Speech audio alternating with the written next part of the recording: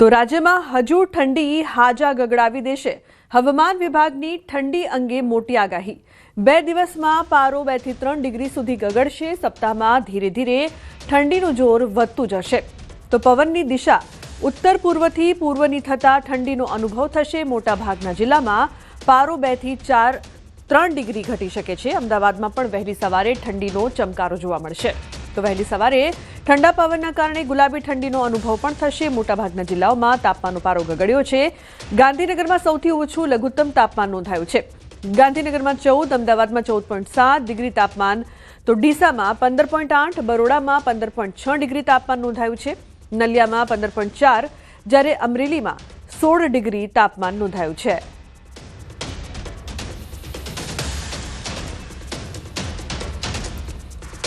आमतौर पर शुष्क रहने का पूर्वानुमान है.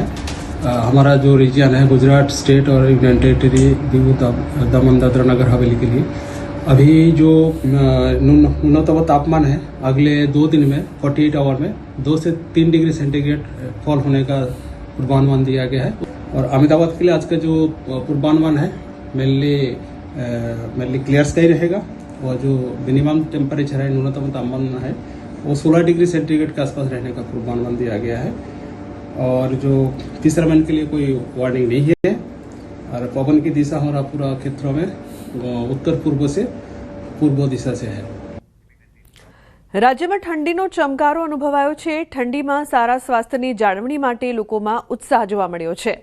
ફૂલ ગુલાબી ઠંડીમાં લોકો કસરત કરતા દેખાયા છે. એએમસીના ગાર્ડનમાં લોકો યોગ અને પ્રાણાયામ કરતા દેખાયા છે. વહેલી સવારે લોકો બગીચાઓમાં દોડ લગાવતા નજરે પડ્યા.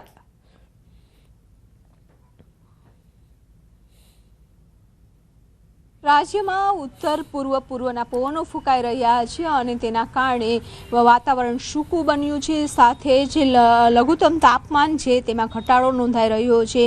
2 થી 3 ડિગ્રી તાપમાન ઘટવાનું હવામાન વિભાગનું અનુમાન છે અને 24 કલાક બાદ તાપમાન છે તે યથાવત રહેશે. જો કે વહેલી સવારે ઠંડા અને સૂકા પવનો ફૂંકાતાની સાથે જ ગુલાબી ઠંડીનો અહેસાસ શરૂ થઈ ગયો છે અને હવે ધીમે ધીમે જે શિયાળા ની ઠંડી હોય તેની શરૂઆત છે તે થતી હોય તેવું લાગી રહ્યું છે. પરંતુ અત્યારે જે રીતે પવન છે ઉત્તર પૂર્વ અને પૂર્વ તરફથી આવી રહ્યા છે એટલે કે બેવડી ઋતુનો અહેસાસ થઈ રહ્યો છે. વહેલી સવારે ઠંડા પવનો અને બપોર થતાં જ ગરમીનો અહેસાસ પણ થતો જોવા મળી રહ્યો છે. એટલે કે અત્યારે જે રીતે વાતાવરણ સૂકું બની રહ્યું છે તે શિયાળુ પાક માટે સાનુકૂળ વાતાવરણ છે તે બની રહ્યું છે. કેમેરામેન શ્રેણિક મહેતા સાથે વિભુ પટેલ, ન્યૂઝ 18 ગુજરાતી, અમદાવાદ.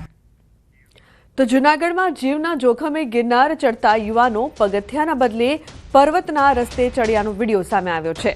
6 યુવાનો પર્વત પરથી ગિરનાર ચડતાનો વિડીયો સામે આવ્યો. આ બેદરકારીમાં જીવ પણ જઈ શકે છે. જો પગ લપસે તો સીધા જંગલમાં ખાબકે. 2 દિવસ પહેલા જ વિડીયો અપલોડ કર્યો હતો. વિડીયો વાયરલ થતાં વન વિભાગે તપાસ શરૂ કરી છે. વન વિભાગ દ્વારા તપાસ શરૂ કરવામાં આવી છે. આ વિડીયો સામે આવતા અનેક સવાલ. જીવના જોખમે ગિરનાર ચડતા આ યુવાનો જોવા મળી રહ્યા છે. અમાર જોડાયા છે ફોન લાઈન પર વધુ માહિતી આપવા માટે. અમાર, પગથિયાને બદલે પર્વતના રસ્તે ચડી રહ્યા છે આ યુવકો. શું વધુ માહિતી? જો તેમનો પગ લપસે તો જીવ પણ જઈ શકે છે. અમાર લુબના, ચોક્કસ કે જે રીતે યુવાનો દિવસે ને દિવસે સોશિયલ મીડિયા પર ફેમસ થવા આ રીતના કૃત્ય કરતા હોય છે, ત્યારે ગિરનાર પર્વત પર લાખો શ્રદ્ધાળુઓ આસ્થા સાથે દર્શન કરવા ઉમટી પડતા હોય છે. ત્યારે આ યુવાનોનો એક વિડીયો વાયરલ થયો છે. 6 જેટલા યુવાનો દેખાઈ રહ્યા છે કે તે ગિરનારના પગથિયે કે સીડી જવાના માર્ગના બદલે તે પર્વત ઉપર જીવના જોખમે ચડે છે. જો તેમનો પગ લપસે તો તે સીધા જ જંગલમાં ખાબકી શકે તેવી સ્થિતિ છે. ત્યારે હાલ વન વિભાગ પાસે આ વિડીયો પહોંચ્યો છે અને વન વિભાગે આ વિડીયોની તપાસ શરૂ કરી છે. એટલે ચોક્કસ કે યુવાનો જીવના જોખમે જે વેલનાથજીની જે જગ્યા આવેલી છે ગિરનાર પર્વત પર, ત્યાંથી પછી આડા રસ્તે એટલે કે પર્વતના રસ્તે ચડ્યા હોવાની પ્રાથમિક વિગતો મળી છે. વન વિભાગ આ તમામ જે યુવાનો છે તેની શોધખોળ શરૂ કરી છે. જી બિલકુલ અમાર, આભાર સમગ્ર માહિતી બદલ. તો બીજી તરફ ગીર સોમનાથના વેરાવળના આધરી ગામે દરિયા કિનારે યુવતી ડૂબવાનો મામલો. 18 કલાક બાદ પણ યુવતીની ભાળ ન મળી. દિવસભર શોધખોળ બાદ પણ પતો ન લાગ્યો. સમુદ્ર રફ હોવાના કારણે શોધખોળમાં મુશ્કેલી પડી રહી છે. પ્રી વેડિંગ શૂટ માટે આવેલા 5 પૈકી એક યુવતી ડૂબી. 5 લોકો સમુદ્ર કિનારે સેલ્ફી લેતા હતા. આ સમયે મોજું આવતા 4 લોકો એકબીજાના હાથ પકડી બચવામાં સફળ રહ્યા છે, જ્યારે એક યુવતીને મોજું દરિયામાં અંદર ખેંચી ગયું હતું. દિનેશ જોડાયા છે ફોન લાઈન પર વધુ માહિતી આપવા માટે. દિનેશ, શું વધુ માહિતી છે આ સમગ્ર મામલે? લુગના જે ઘટના છે તે વેરાવળ તાલુકાના આદરી ગામની છે અને આદરી ગામે ગઈકાલે સાંજના 4 વાગ્યાની આસપાસ જે પ્રી વેડિંગ કરવા માટે એક કપલ આવ્યું હતું. એટલે કે તે કપલ છે તે જુનાગઢના માળિયાનો હતો અને તેમની સાથે વેરાવળના એક સ્થાનિક યુવતી હતા અને તે તમામ લોકો છે એટલે કે જે 5 જેટલા લોકો છે તે દરિયાની અંદર સેલ્ફી લેવા માટે ગયા હતા દરિયા કિનારે. અને ત્યારબાદ જ્યારે અચાનક મોજું આવ્યું ને આ મોજાની અંદર આ યુવતી છે તે તણાઈ હતી. જો કે હાલ 18 કલાકથી વધુ સમય વીતવા છતાં પણ આ યુવતી છે તેમની હજુ સુધી ભાળ મળી નથી. માછીમારો અને કોસ્ટગાર્ડ, મરીન પોલીસ સહિત તમામ લોકો છે તે તેમની શોધખોળ કરી રહ્યા છે, પરંતુ હજુ સુધી આ યુવતી છે તેમની ક્યાંય ભાળ મળી નથી. લુગના. બિલકુલ દિનેશ, આભાર સમગ્ર માહિતી બદલ. તો હજુ સુધી યુવતી નથી મળી, પ્રી વેડિંગ માટે ગયા હતા. રાજકોટમાં જેતપુરના સામાકાંઠા વિસ્તારમાં ટ્રકની ટક્કર લાગતા વીજપોલ તૂટ્યો છે. વીજપોલ બ્રિજ ઉપર ખતરનાક સ્થિતિમાં લટકી રહ્યો છે. જીવતા વાયર લટક્યા છે. જોખમ હોવા છતાં વીજતંત્ર દ્વારા વીજપોલ હટાવવાની કામગીરી શરૂ નથી થઈ. લોકો પુલ પર જોખમી રીતે પસાર થઈ રહ્યા છે. દુર્ઘટના સર્જાય તો જવાબદારી કોની હશે તે પણ એક ગંભીર મુદ્દો બનીને ઉઠ્યો છે. તો ટ્રકની ટક્કર લાગતા વીજપોલ તૂટ્યો છે. જેતપુરની સમગ્ર ઘટના ટ્રકની ટક્કરથી વીજપોલ તૂટ્યો. બ્રિજ ઉપર વીજપોલની જોખમી સ્થિતિ અહીં જોવા મળી રહી છે, પરંતુ મહત્વનો સવાલ એ છે કે વીજતંત્ર દ્વારા કોઈપણ જાતની કાર્યવાહી કરવામાં નથી આવી રહી. તે લોકો કોઈ દુર્ઘટનાની રાહ જોઈ રહ્યા હોય તે પ્રકારથી અત્યાર સુધી કોઈ કામગીરી નથી કરી. જો કોઈ દુર્ઘટના સર્જાય તો જવાબદાર કોણ તેવો મોટો સવાલ ઉપસ્થિત થઈ રહ્યો છે. જે તંત્ર દ્વારા કોઈ પણ વખતે અકસ્માત પછી જ પગલાં ભરવામાં આવતું હોય તે પ્રકારની અહીં પણ પરિસ્થિતિ છે, કારણ કે વીજતંત્ર હજુ સુધી કોઈ કાર્યવાહી કરી નથી રહ્યું, નથી તે જોઈ રહ્યું, નથી ત્યાં પહોંચી રહ્યું. પોરબંદર શહેરમાં મધમાખીઓના ઝુંડ દ્વારા અનેક રાહદારીઓ તથા વાહન ચાલકોને ડંખ મારવાનો બનાવ સામે આવ્યો છે. શહેરના માઘવાણી કોલેજથી એકતા ગ્રીન સિટી તરફ જતા રસ્તા પર મધમાખીઓ દ્વારા અંદાજે 30 જેટલા લોકો પર ઓચિંતો હુમલો કરતા રાહદારીઓ તથા વાહન ચાલકોમાં નાસભાગ જોવા મળી હતી. રસ્તા પર આ રીતે ઓચિંતા મધમાખીઓના ઝુંડના હુમલાથી લોકોમાં નાસભાગના સીસીટીવી ફૂટેજ પણ સામે આવ્યા છે. ડંખના કારણે અનેક લોકોને 108 મારફતે સરકારી ભાવસિંહજી હોસ્પિટલમાં સારવાર આપવામાં આવી હતી. મધમાખીના હુમલાને લઈને લોકોમાં રીતસરનો ડર જોવા મળી રહ્યો છે. આ રસ્તા પર કર્ફ્યુ સમાન માહોલ પણ જોવા મળી રહ્યો છે. તો મધમાખીઓના ઝુંડ દ્વારા હુમલો કરવામાં આવ્યો હતો. આ સમગ્ર ઘટના છે જેના સીસીટીવી સામે આવ્યા છે. રાહદારીઓ તથા વાહન ચાલકોને ડંખ માર્યા. લોકોમાં ડરનો માહોલ. 30થી વધુ લોકો હોસ્પિટલ ખસેડાયા. તો મધમાખીના કારણે રસ્તો પણ સુમસામ બન્યો છે. લોકો અહીં અવર જવર કરતા પણ ડરી રહ્યા હતા. મધમાખીઓના ઝુંડ દ્વારા હુમલો કરવામાં આવ્યો હતો. બીજી તરફ સુરેન્દ્રનગરના ચૂડાના નવી મોરવાડ ગામે પ્રેમ લગ્નનું મનદુખ રાખી ટોળાનો હુમલો. પ્રેમ લગ્ન કરેલા યુવકના કાકાના ઘરે યુવતીના પરિવારજનોએ હુમલો કર્યાનો આક્ષેપ છે. ધારિયા, તલવાર અને પાઇપ જેવા ઘાતક હથિયારો સાથે હુમલો થયો છે. મકાન પર હુમલો કરી કાર અને ઘરવખરીને પણ નુકસાન પહોંચાડ્યું હતું. પ્રેમ લગ્ન કરેલા યુવાનના કાકા અને પરિવારજનોને પણ માર માર્યો હતો. મકાન પર હુમલો કરવાના બનાવમાં યુવતીના પરિવારજનો વિરુદ્ધ કાર્યવાહી હાથ ધરવામાં આવી છે.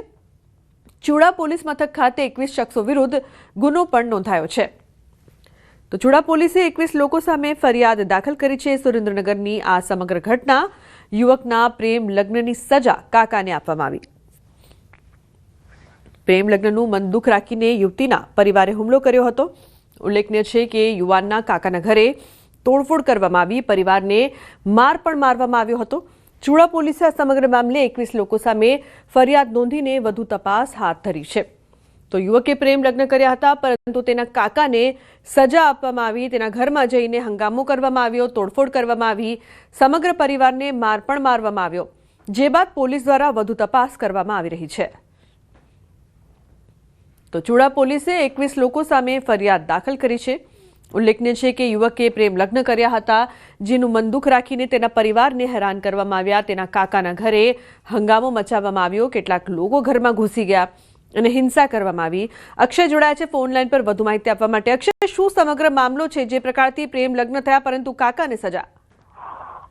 જી ચોક્કસથી વાત કરવામાં તો ચુડા તાલુકાનું જે નવી મોરવાડ ગામ છે ત્યાંનો એક યુવક છે તેને પ્રેમ લગ્ન થોડા દિવસ પહેલા ભાગીને કર્યા હતા અને હાલ એનો પરિવાર છે તે વતન પોતાના ગામ પરત આવ્યો હતો. જે બંદૂકને લઈને યુવતીના પરિવારજનો છે અંદાજે 20 થી વધુ લોકોના ટોળા દ્વારા જે યુવક છે પ્રેમ લગ્ન કરનાર તેના કાકા અને તેના પરિવારજનોને માર મારવા માટે ધોકા, ધારિયા, પાઇપ સહિતના હથિયારો સાથે ધસી આવ્યા હતા અને મારામારી બાદ જે ઘર વખરી તેમજ કાર છે તેમાં મોટા પ્રમાણમાં નુકસાન કરીને તમામ લોકો છે એ ફરાર થઈ ગયા હતા. આ મામલે હાલ 21 શખ્સો વિરુદ્ધ ચુડા પોલીસ મથકે ફરિયાદ નોંધવામાં આવી છે. જી બિલકુલ અક્ષય, આભાર સમગ્ર માહિતી બદલ. રાજકોટના પ્રદ્યુમન નગર વિસ્તારમાં પોપટપરા સ્મશાન નજીક મારામારીની ઘટના બની હતી. ફરિયાદી પરિવાર દ્વારા ફાયરિંગનો પણ દાવો કરાયો હતો, જેને લઈને પોલીસે તાત્કાલિક દોડધામ કરીને તપાસ શરૂ કરી હતી. જો કે પ્રાથમિક તપાસમાં ફાયરિંગનો કોઈ પુરાવો મળ્યો નથી. ઘટના માત્ર મારામારીની હોવાનું સામે આવ્યું છે. શહેરની અમૃતધારા સોસાયટીમાં બે પાડોશીઓ વચ્ચે ઝઘડો થયો હતો. પાર્કિંગ સહિતની બાબતે ચાવડા પરિવાર અને રાઠોડ પરિવાર વચ્ચે વિવાદ ચાલતો હતો.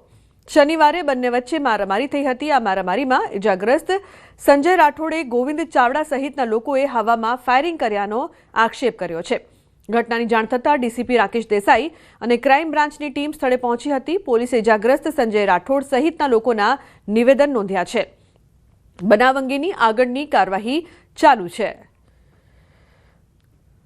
2 દિવસથી અમારા ઘર પાસે આટા મારતો હતો. આજ મારા હસબન્ડ એને પૂછવા ગયા કે ભાઈ મારા બહુ ઘરે એકલા હોય ત્યારે તમે અહીંયા કેમ જાઓ છો, તમારે શું કામ છે? તો સીધા એ લોકો એક યારે 15-20 જણા એની ઉપર તૂટી પડ્યા અને પછી એ લોકોએ આકાશમાં ફાયરિંગ કર્યું. મારા ઘરવાળા ભાગી ગયા. ને તો હવે શું તમારી માંગણી છે? એક જ કે એ લોકોને સખત સજા મળે. અમારા 2 ઘર ત્યાં અમૃત રેસિડેન્સીમાં છે તો અમારા આજીવન તો એનાથી બીબીને તો રહેવાશે નહીં. હું સમાધાનની વાતચીત કરવા ગયો તો સમાધાનની વાતચીત હતી અને એ લોકો મારી માથે જીવલેણ હુમલો કર્યો. ધોકા, પાઇપ, તલવાર, ફાયરિંગની વાત આવે છે.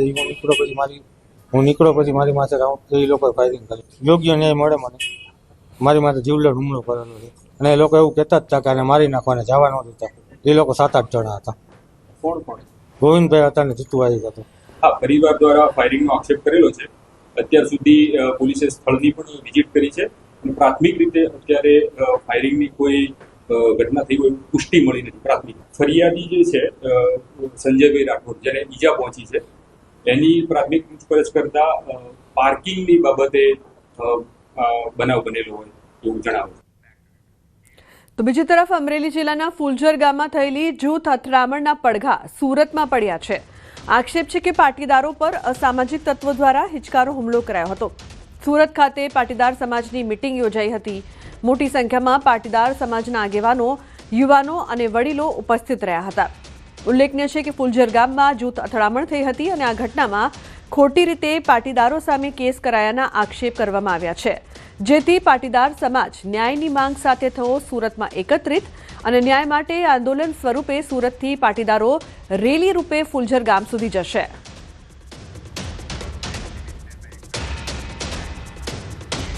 સુરતમાં મહિલા આરએફઓ પર ફાયરિંગનો મામલો. હાલ સોનલ સોલંકી હોસ્પિટલમાં ઓબ્ઝર્વેશનમાં છે. સોનલ સોલંકીના પતિને શોધવા 4 ટીમ બનાવાઈ છે. નિકુંજ ગોસ્વામીને શોધવા પોલીસે ટીમ બનાવી છે. નિકુંજ ગોસ્વામીની રજા પર તે ઉતરી ગયો હોવાનું સામે આવ્યું છે. પિતાની સારવારના નામે આરટીઓ ઓફિસમાંથી રજા પર છે.